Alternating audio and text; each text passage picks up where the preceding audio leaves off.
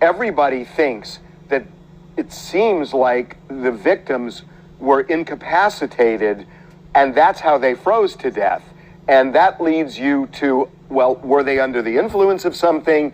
And then you see that the guy in the house has now gone to rehab. So it feels like they're kind of circling that. Do I have that right? Nancy, Clayton's mother, has utmost faith in the prosecutor's office and the police department. And what the prosecutor was relaying to them is that it's the early stages of the investigation. It's unclear if there was a criminal act, and that's what the police investigate for. The police, to this point, have said there's no sign of foul play.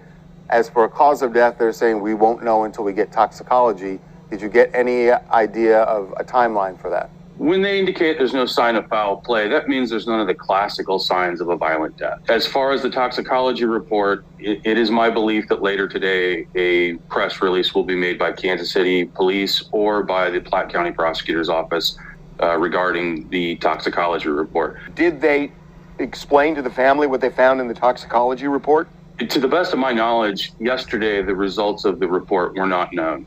Are you personally aware of what the results are? You don't have to tell us, obviously, but are you aware now? In a generic sort of way. Those reports are very technical, detailed documents, so I've not seen the document itself. I am aware in very kind of broad terms of the substances, if any, that were discovered from the report or from the analysis. What I'm hearing from you is there clearly is something in that toxicology report related to substances, but the issue is how did those substances end up in them, and why was there a 2-day delay in anyone discovering anyone discovering it or talking about it? Is that a fair analysis by me? I believe that the questions you're posing are the important questions to answer at this point. And I think in particular that 2-day blackout is really odd. And that's what changes the complexion of this whole case, I think. You know, if this whole situation had come to a head the following morning, so Monday morning, we're looking at a totally different scenario. What is up, y'all? It's Coffee back at it, man. And you see we got an update on this mysterious deaths that happened at Cheifs fans watching the game. Originally, I thought it was the Bills-Chiefs game, but I believe it was the game prior to that.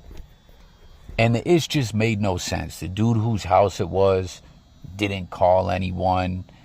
Like, police showed up. Like, he didn't call anyone whose loved ones of the individuals that passed, his friends that were over. And, you know, they were getting lit, 30 packs.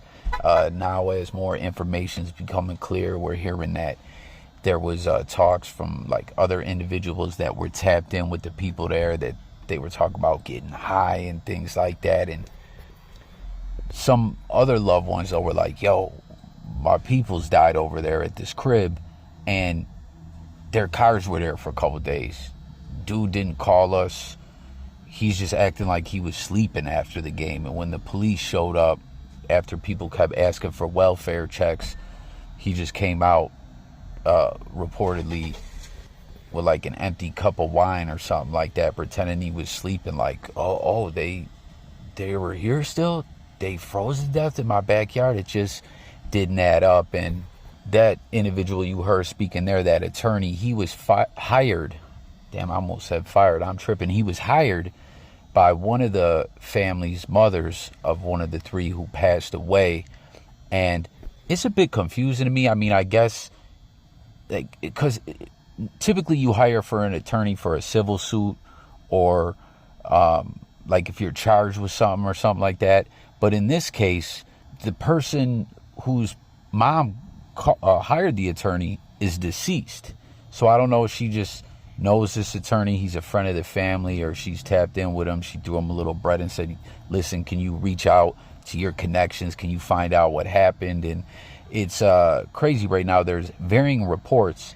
Some media outlets are saying they tested positive for cocaine and other substances, but these are just the preliminary reports. The official reports have to come out later. But then other reports are saying, of course, that dreaded Fenty that is just tearing up America and a lot of other places globally, which right away off the rip, I was like, it's got to be Fenty. I mean, listen, how do you could get drunk, pass out a little bit, but I mean, when you're out in below 30 weather that kills you, freezes you to death, you're going to wake up. You know, that fight or flight, I guess that's a wrong reference, but live or die instinct is going to kick in and sober you up real quick. You know, like who's ever been out getting all twisted, lifted, drunk and all that, and something wild goes down, you get sobered up quick. You know, imagine you're fall asleep and you're going to freeze to death. You're going to wake up. You know, the fact that these dudes didn't wake up, I was thinking Fenty right away, which, call me negative, call me a pessimist. Typically, I'm an optimist in a lot of ways, but this situation just had to be D-Rugs. I mean, unless it was just full-blown alcohol poisoning to the point of you're not going to make it, you know? Now, what is bizarre, though, right? Because we're still hearing the police are saying it's not a criminal thing, no foul play. The dude whose crib it was went to rehab. Now, typically, if you're partying with some people and they pass away, I don't think, and people comment from what you know, life experiences and stuff like that, or just your knowledge of the law, if people are all partying, getting high together, and all doing D-Rugs knowingly, I don't know if certain things different with the Fenty, if there's certain laws in place that have changed this. But if you're just partying, you're getting high, you're not selling D-Rugs, and you know, like one dude passes away, the other dude doesn't, I think typically you don't get charged, right? Unless maybe you like shot someone up or something. I hate to get so dark and it's like that, but I'm just saying under normal circumstances, I don't think getting high with just, hey, we're all just getting high together, we shouldn't be doing it, you know. But I think that falls upon everyone of their own responsibility, that if they pass away, it's on them. Now, I believe if someone's ODing and you don't get them help or something, you can be held liable. We don't know if that's a situation, you know, which that very well could be why that guy was acting so suspect and played it all off and act like he didn't know nothing. Or moving bodies can also get you in trouble as well. I think it's in New York an e-felony, I believe. I think. I know someone that got charged with something similar to that once, and they got like a 1 1/3 to 4. Other states, there is no e-felony. It's like first degree felony, second degree felony. My point is, it's like a lower level felony. But I'm wondering, with the mom hiring an attorney, and then we're hearing that this one guy went to rehab, and we're hearing that the mom of one of the deceased is saying she has full faith that the investigation will get handled properly. It makes me wonder if maybe all these friends and families were close, and obviously if they're hiring attorneys, they got some money to burn, and maybe they're saying, hey, this is fucked up. Maybe dude tripped out and didn't call the police when he should have.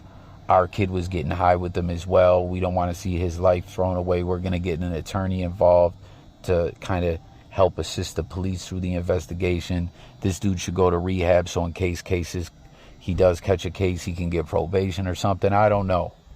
But there you have it. That's the update. Fenty Wap, the Chi get the yayo coming up in the system, but just in the preliminary reports. Like, remember when Matthew Perry Chandler from Friends just passed away, there was all these theories. Was he taking Suboxone? Did he drink with Suboxone? Did he do other pills that didn't, go well with the Suboxone? Did he take the Suboxone and being in the hot tub interacted with him in a bad way? And then we found out, what it really was when the toxicology reports came out. And the initial toxicology reports pretty much came up negative, but there was a more thorough battery of tests. In this situation, the initial is showing D-Rugs, but, they're saying it could be even more coming. I don't know. Who knows, man? It's a tricky situation, but sad story. Put them drugs down. Fentanyl's killing everyone. That's the update on this one, guys. It's Coffee signing out. Peace. God bless. Be safe. And let's talk in them comments. Don't forget to subscribe. I'll catch you guys on the next one. Peace.